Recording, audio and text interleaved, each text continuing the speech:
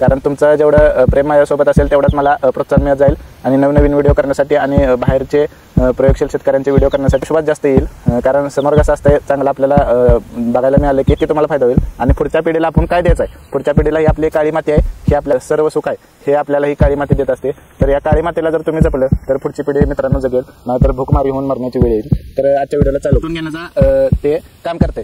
तर हे आपण केलेलं आहे, मल्चर फक्त मारून घेतो, बाकी आपण काय करत नाही, कारण आपला विषय असा आहे की तर अशा पद्धतीने आपण पाला एका सरीत लावून घेतलेला आहे। तर आता तुम्ही म्हणाल की हे पीक एका सरीत घेतल्यामुळे त्याचा फायदा असा आहे की पाला हा हळूहळू कुजला पाहिजे मित्रांनो। आपण डिकम्पोजर मग काय की आपल्याला त्याचं खत मिळालं पाहिजे आणि जर हे खत आपल्याला दीर्घकाळ मिळायचं असेल। नमस्कार मित्रांनो, माझ्या चॅनलमध्ये आपलं पुन्हा एकदा सहर्ष स्वागत आहे। तर मित्रांनो पहिलं सांगतो आपला चॅनल सबस्क्राईब करा, लाईक करा, शेअर करा, कारण तुमचं जेवढं प्रेम माझ्यासोबत असेल तेवढंच मला प्रोत्साहन मिळत जाईल आणि नवनवीन व्हिडिओ करण्यासाठी आणि बाहेरचे प्रयोगशील शेतकऱ्यांचे व्हिडिओ करण्यासाठी मी अग्रेसर आहे। कारण त्यांनी काय उपाययोजना केल्यात ह्या तुमच्यापर्यंत पोहोचाव्या हा माझा या वर्षात नवीन संकल्प आहे आणि हा संकल्प आपण पूर्ण करण्याच्या दृष्टीनेच तयारी चालू केलेली आहे। शक्यतो जमलं तर एका महिन्याभरात आपण ह्या कॅमेरा घेणार आहोत। आता ऊसाचे पैसे आले त्यातलं लाखभर रुपये तुमच्यासाठीच मी इन्व्हेस्ट करायचं माझ्या डोक्यात आहे आणि कॅमेरा असेल तर तुम्हाला चांगल्या क्वालिटीमध्ये व्हिडिओ बघायला मिळतील आणि मला पण तेवढा आत्मविश्वास जास्त येईल। कारण समोर कसं असतं चांगलं आपल्याला बघायला मिळालं की आपला आत्मविश्वास पण तेवढा चांगला राहतो। त्यामुळे आपलं प्रेम माझ्या पाठीशी ठेवा, चॅनल सबस्क्राईब करा, सर्व शेतकऱ्यांपर्यंत पोचवा आणि मी काय असंच काहीतरी मनाचं काय सांगत नाही, तर ही महत्त्वपूर्ण माहिती आहे आणि ती माहिती तुम्ही अभ्यासात त्याचा प्रयोग करा। मी प्रयोग करूनच तुम्हाला ते व्हिडिओ दाखवत असतो, तर नक्कीच तुमचा त्यातून फायदा होईल। हे काय एका वर्षात होणारी गोष्ट नाही, हळूहळू फायदा होईल, पण त्याचा नक्की तुम्हाला फायदा होईल आणि पुढच्या पिढीला आपण काय द्यायचं आहे, पुढच्या पिढीला ही आपली काळी माती आहे हे आपल्याला व्यवस्थितच द्यायचं आहे। ह्या मातीला आपण आई म्हणतो, तर ह्या आईला जोपासण्याचं काम ही आई आपल्याला अन्न देते, आई आपल्याला जगण्याचा कारण देते, आई आपल्याला ही म्हणजे सर्व काही सुख देते, हवा पाणी वारं ह्याच्यातलं जे काही सर्व सुख आहे हे आपल्याला ही काळी माती देत असते। तर या काळी मातीला जर तुम्ही जपलं तर पुढची पिढी मित्रांनो जगेल, नाहीतर भूकमारी होऊन मरण्याची वेळ येईल। तर आजच्या व्हिडिओला चालू करूया।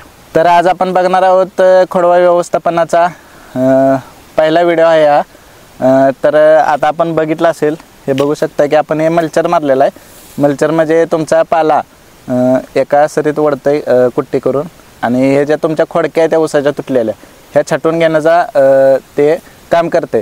तर हे आपण केलेलं आहे, तुम्ही बघू शकता ट्रॅक्टरद्वारे कसं आपण केलेलं आहे। तर याचा फायदा काय होतो मित्रांनो, मल्चर मारलेल्याचा वरून छाटल्यामुळे किंवा त्याचा तुकडं जास्त झाल्यामुळे शेंदाल्यामुळे आपण थोडक्यात आपल्या गावठी भाषेत म्हणतो त्याला बुरशी लागण्याचं प्रमाण कमी राहतं। तर मित्रांनो ह्यासाठी आपण छाटणी करून घेतो। पहिले पारंपरिक पद्धतीने आपले पूर्वज कोयत्याने तोडणी करत होते, पण आता ॲडव्हान्स टेक्नॉलॉजी आली ती आपण वापरली पाहिजे। तर त्यासाठी आपण मल्चर फक्त मारून घेतो, बाकी आपण काय करत नाही, कारण आपला विषय असा आहे की कमी खर्चात चांगलं उत्पन्न आणायचं। तर त्या दृष्टीनं आपण नियोजन करणार आहोत। तर आता आज सकाळपासून मी असा प्रयत्न करतोय, आता आपण पाला एका सरीत लावण्याचा काम चालू आहे, ते तुम्हाला मी व्हिडिओमध्ये दाखवतो। तर अशा प्रकारे आपण पाला एका सरीत लावलेला आहे आणि एका सरीत लावत असताना काळजी एवढीच घ्यायचं की पाला एका सरीत व्यवस्थित बुंड्यावर न राहता सरीमध्ये आला पाहिजे। तर अशा पद्धतीने आपण पाला एका सरीत लावून घेतलेला आहे। तर आता तुम्ही म्हणाल की मग एक सरी कशासाठी मोकळी ठेवायची, एका सरीतच पाला का घ्यायचा, तर ह्याचा मित्रांनो भरपूर फायदा आहे। ते पहिला फायदा असा आहे की तुम्ही मोकळ्या सरीत आंतरपीक घेऊ शकता। मग त्याच्यात हरभरा असेल, 2 महिन्याचं कोणतंही पीक असेल किंवा कांदा असेल, लसूण असेल, या प्रकारचे 3 ते 4 महिन्यापर्यंत 4 महिन्यापर्यंत तुम्ही पीक घेऊ शकता। कारण खोडवा पिकाच्या पाला काढण्याच्या अगोदर आपल्याला भर लावणं गरजेचं असते आणि तोपर्यंत आपला हरभरा निघतो, कांदा निघतो, लसूण निघतो किंवा इतर कोणतंही पीक 3 ते 4 महिन्याचं असेल ते तुम्ही घेऊ शकता। दुसरा फायदा असा की पीक एका सरीत घेतल्यामुळं काय होते पाला एका सरीत घेतल्यामुळं काय होते की ज्या सरीत जास्त पाला आपण भरलेला आहे त्या सरीमुळे त्या सरीच्या आजूबाजूच्या 2 ज्या सरी आहेत त्याच्यामध्ये वापसा चांगला राहतो। जर आपल्याला पुढे जाऊन उन्हाळ्यात जर पाणी कमी असेल तर ही पद्धत अवलंबावा, कारण जो पाल्याची सरी त्याच्यामध्ये वल दीर्घकाळ राहते आणि त्याच्यामुळं एका सरीमुळं 2 ऊसाच्या सरांना वल पुरली जाते आणि ज्यावेळी तुम्हाला पाणी कमी असेल तेवढीच सरी पाजून घेतली तर काही हरकत नाही, किंवा मधली सरी जरी पाजून घेतली तरी त्याची वल ही त्या पाल्याच्या सरीमध्ये जात असते आणि दवामुळे पाला भिजून त्याच्यामध्ये एक वापसा चांगला राहतो, इकडून उष्णता तयार होते आणि पाल्याच्या सरीतून वापसा चांगल्या पद्धतीने आपल्याला तिथे पाहायला मिळतो। तर त्याचा तिसरा फायदा असा आहे की पाला हा हळूहळू कुजला पाहिजे मित्रांनो। आपण डिकम्पोजर मारतो किंवा मोठी कुट्टी मारतो किंवा बागला मारून त्याच्या माती पाडतो, कारण आपल्याला भर लवकर लावायची असते, त्यामुळे पाला लवकर कुजवला जातो। 1-2 महिन्यात पाला कुजवण्याचा आपला प्रयत्न असतो। 1-2 महिन्यात तुम्हाला पाला जर कुजवायचा आहे तर तुम्ही पाला ठेवायचाच कशाला, मग पाला जाळून टाका तुम्ही। पाला न जाण्याचं कारण काय आहे की आपल्याला त्याचं खत मिळालं पाहिजे, आणि जर हे खत आपल्याला दीर्घकाळ मिळायचं असेल तर हे दीर्घकाळ मिळणारं जे खत आहे हे आपल्याला पाला हा दीर्घकाळात हळूहळूच कुजवला पाहिजे। त्यासाठी मित्रांनो बघा, तर पाल्याचं हे एवढंच तुकडं झाले पाहिजे, ह्याच्यापेक्षा बारीक जेवढं तुकडं होतील तर तो पाला लवकर कुजणार आहे। साहजिक आहे की हा पाला लवकर कुजणार आहे। आता आपण ह्याला कुठलं डिकम्पोजर मारणार नाही, याच्या कोणती लागवड टाकणार नाही, आता आपण डायरेक्ट आंतरपीक घेणार आहोत। तर असे हे 3 मुख्य फायदे आहेत मित्रांनो। चौथा फायदा असा आहे की आपलं तण नियोजन अशा पद्धतीने होतं की आता समजा या पाल्यात या सरीत जर आपण पाला भरला आहे आणि पलीकडे सरी मोकळे तर आपल्याला ती एकच सरी भांगलावी लागते, शक्यतो ह्या सरीमध्ये तण येत नाही। त्यामुळं हे 4 फायदे आपल्या या एकाडेक सरी पाला पद्धतीत खोडवा नियोजनात अतिशय महत्त्वाचा आहे। आणि त्याबरोबर 5वा फायदा सर्वात महत्त्वाचा असा आहे की जे आपण लागवडी टाकतो, जे आपण खते टाकतो किंवा शेणखत असेल, रासायनिक लागवड असेल, गांडूळ खत असेल, ते खत लागण्याच्या प्रक्रियेत ह्या पाल्याचा खूप महत्त्वाचा रोल असतो। कारण ज्यावेळी आपली ती सरी पाल्यामुळे झाकळलेली असते त्याखाली जे जमिनीमध्ये जीवाणू असतात ते 24 तास काम करण्याचं काम करतात। जीवाणूला जेवढा अंधार जास्त तेवढं ते काम अधिक प्रगल्भपणे आणि फास्टरित्या करतात, आणि जेवढा अंधारात राहील तेवढं ते जीवाणू चांगल्या पद्धतीने 24 तास काम करतात। त्यामुळे पिकाची आपल्या वाढ चांगली होते आणि हा पाला कुजू दे निवांत 5, 6, जून, जुलैपर्यंत तुमचा पाला कुजू दे मित्रांनो। त्यानंतर काय करायचं आहे ते मी तुम्हाला पुढे सांगेन, कसं नियोजन करायचं आहे, भर कधी लावायची, कुठल्या सरीला लावायची, कोणत्या नाही लावायची, किंवा पाला काढताना काय नियोजन करायचं हे मी तुम्हाला पुढे व्हिडिओ देत जाईन। आता फक्त आता आपण बुरशीनाशकसुद्धा मारणार नाही, कारण मला नाही वाटत की बुरशीनाशक मारण्याची काही गरज आहे मित्रांनो। पारंपरिक शेती ज्यावेळी होती कुठं आपले रासायनिक औषध होते आणि कुठं काय होतं, पिकं येतच होती, कोयत्याने छाटलं जायचं, पाला तसाचा किंवा पेटवला जायचा। आता प्रदूषण जास्त होणे किंवा आपण जमिनीचा सेंद्रिय कर्ब समतोल ठेवण्यासाठी हा पाला आपण ठेवण्याचं काम करतोय। तर अशा पद्धतीने हे पाल्याचं नियोजन आपण केलेलं आहे। तर तुम्ही पण असं एकदा अवलंब करा। मी आमच्या छोट्या 12-13 गुंठ्याचं एक क्षेत्र आहे, तिथं पहिला प्रयोग करत असतो आणि नंतर मग या मोठ्या, आता हे जवळजवळ 50 गुंठ्याचं क्षेत्र आहे, तर अशा मोठ्या क्षेत्रात हे अवलंब करत असतो। आता मी एकटा हा पाला एकाड एक सरीत घेण्याचं काम करतोय। तुम्हाला शक्य नसेल तर तुम्ही 2 ते 3 गडी लावा, होऊन जाईल।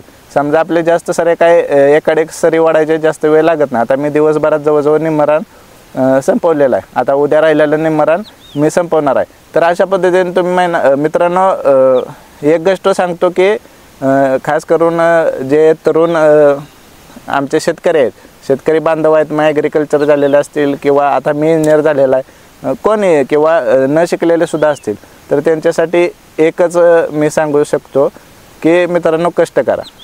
तुम्ही तुमची जर कष्ट करण्याची ताकद असेल, तयारी असेल, तर तुम्हाला म्हणजे चांगलं उत्पन्न काढण्यापासून कोणी अडवणार नाही। आणि कष्टाबरोबर आपल्याला ताकद पाहिजे ते अभ्यासाची, आणि हा अभ्यास शेतीसाठी खूप गरजेचा आहे।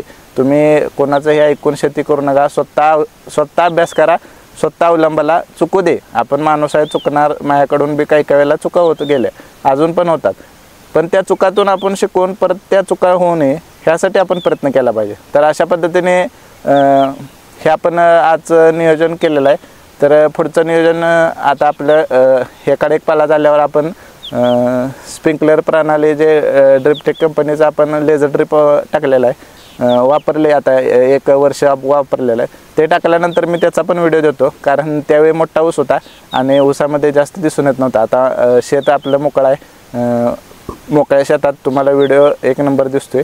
तो तुम्हाला मी जोडल्यानंतर पाणी चालू केल्यानंतर सगळं व्यवस्थित जोडून घेतो आधी, आणि पाणी चालू केल्यानंतर तुमच्यासाठी तो स्पेशल व्हिडिओ तयार करतो. आणि त्याचा आपल्याला फायदा काय झालेत आणि तोटे काय झालेत त्याचंही तुम्हाला मी व्हिडिओ करून देतो. त्याच्याबद्दल पण बऱ्याच शेतकऱ्यांनी मला शंका विचारल्या होत्या, तर त्या पण आपण त्या व्हिडिओमध्ये शंकांचं निराकरण करूया. तर मित्रांनो, आजचा व्हिडिओ हा स्पेशल हा पाला नियोजनासाठी होता. आणि पालाचा फायदा काय आहे मित्रांनो, पाला हा जो काडी कचरा आहे, ह्या काडी कचऱ्यातच आपलं अन्नद्रव्य आहेत. त्यामुळे काडी कचरा कृपया पेटवू नका, कारण पंजाब आणि हरियाणात बघताय की शेत जमिनी सर्रास जाळल्या जातात. जवळजवळ 90% शेतकरी म्हणजे ते गव्हाचे भात लावलेला असतो त्याच्या काड्या जाळून टाकतात. आणि परिणामी उत्तर भारतात असेल, पंजाब, हरियाणा आणि दिल्ली, उत्तर प्रदेशातील काही भाग इथे म्हणजे प्रदूषणाचा स्तर खूप खाली गेला आहे. मित्रांनो, आपण शेतकरी आहे, आपण जगाचा अन्नदाता आहे आपल्याला म्हणलं जातं. आणि जगाचा अन्नदाता असताना आपण प्रदूषण आपल्याद्वारे करण्याचं काम जर आपण करत असू, तर आपण एकीकडे अन्न पण देतोय आणि एकीकडे आपण विषारी वायू किंवा विषारी हवासुद्धा देतोय. मग मित्रांनो, आपण खरंच म्हणजे ते पाप आपल्या माथ्यावर घ्यायचं आहे का, हा विचार प्रत्येक शेतकऱ्यानं करा.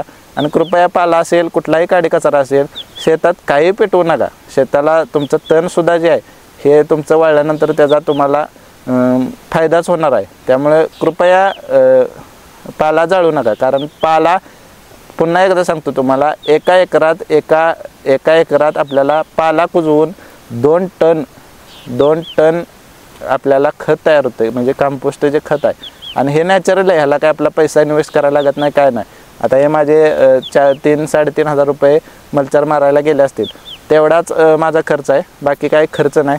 आता आपण हे 1-2 दिवसात संपून घेऊन ठिबक जोडणार आहोत आणि नंतर तो व्हिडिओ आपण करूया. तोपर्यंत थांबतो. असंच प्रेम आणि असंच आपला सपोर्ट माझ्या पाठीशी ठेवा. आणि मी पण नवीन व्हिडिओ आता आपण या महिन्यापासून बाहेर जायला चालू करणार आहे आणि तुमच्यासाठी नवीन प्रयोगाचे व्हिडिओ आपण दाखवण्याचा प्रयत्न करणार आहे. तर तात्पुरते आपण थांबूया, आपली रजा घेतो. धन्यवाद.